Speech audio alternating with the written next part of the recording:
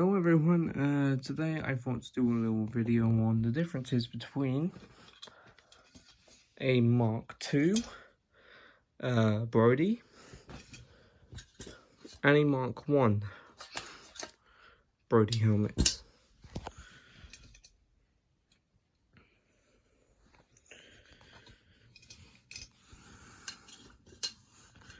So here we have a mk2 or mk2, we have mk1 or mk1. And these both helmets look very similar. This is a actual World War II one.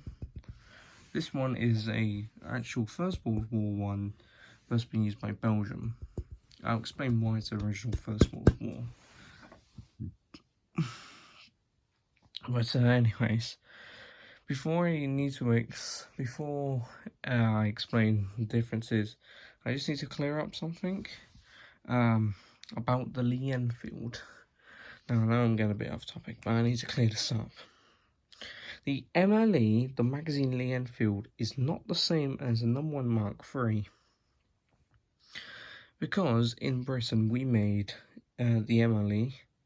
I'm just going to use the abbreviation MLE, short. We use the MLE,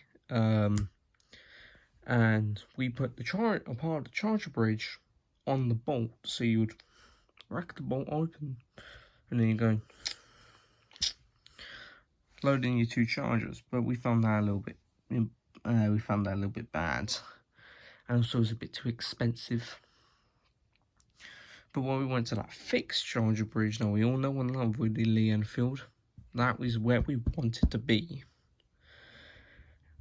Anyways, Lee Enfield aside, let's get into the Brodie helmets.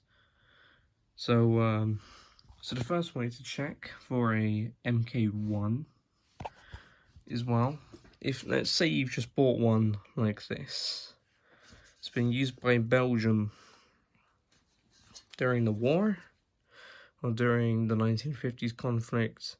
You can see a whole bunch of Belgian paint. And let's just say you bought a Brodie helmet like this, an original World War II Brodie helmet. This was an absolute steal. I bought this at one of the best antique places you can go in Britain, and literally bought it for a tenner. £10. So there's a way you can also tell. Well, let's start from the outside. And it involves this ridge, or this rim. There's a steel helmet with a another rim. Meanwhile, this one, it's another steel helmet, but it's got quite a thin rim. And it slowly, potentially goes into a thicker rim. We can take a look on the inside. So again,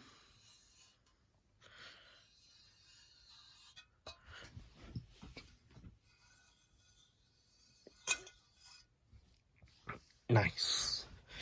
This one's missing the liner, unfortunately, but these are both stamped with. It does have a stamping, ABL 1949, XB 1950, and 58. This one has been stamped 3 times. So right here you got 1943. Right here you also got 1943, and then 1, 4, and a 3. So the 9 is under here. But this is the original chin strap that came with it, so I'm very happy about that. So there is one identical way to tell that you've got a First World War helmet. So of course mk1, mk2, and here's the difference. It's all about this. That's the key part right there. That's the key part. So we look on this mk1. We can see,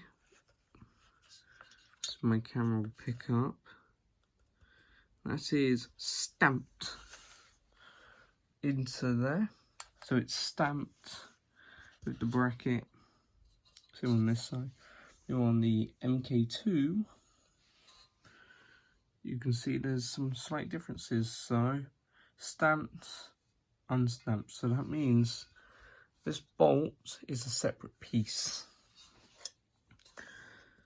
Now, also another way, I'll go and put the liner out. You're probably going to leave some angry comments saying, why are you taking the liner out? That's just devaluing the helmet. Well, I'm never really going to sell this, and who would really know that I've taken out the liner? That's me just now.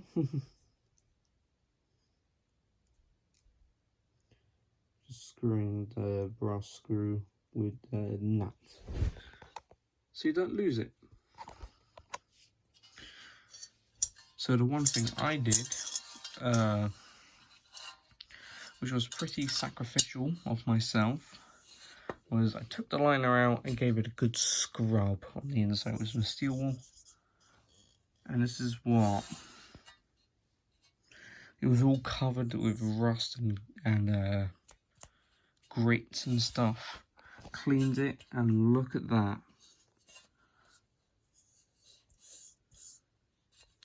Especially when you look right here. And I compared this to original First World War paint, and they both came out very identical.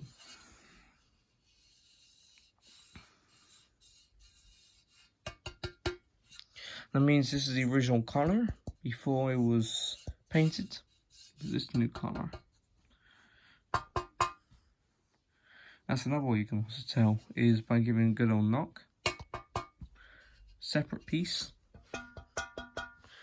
That's made together.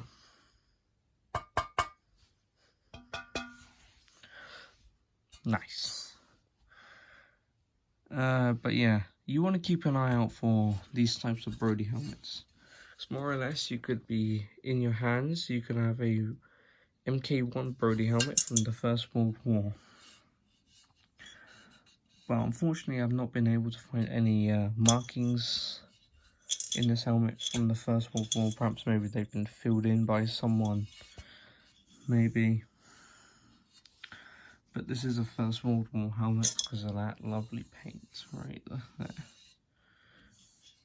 But yeah, that was just a little guide on how to tell the difference between mk1 and mk2 helmets. And also, if you're going to ever... Oh Christ, look at all that stuff. What's that? What are you?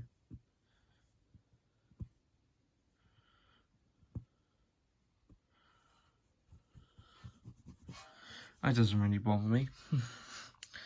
Anyways, these First World War helmets, like just the paint alone, that is £500, which in US is like 600 or something. Possibly the same with Australia, I'm not too sure because I'm not fond of the Australian currency at all. I'm not trying to offend any Aussies.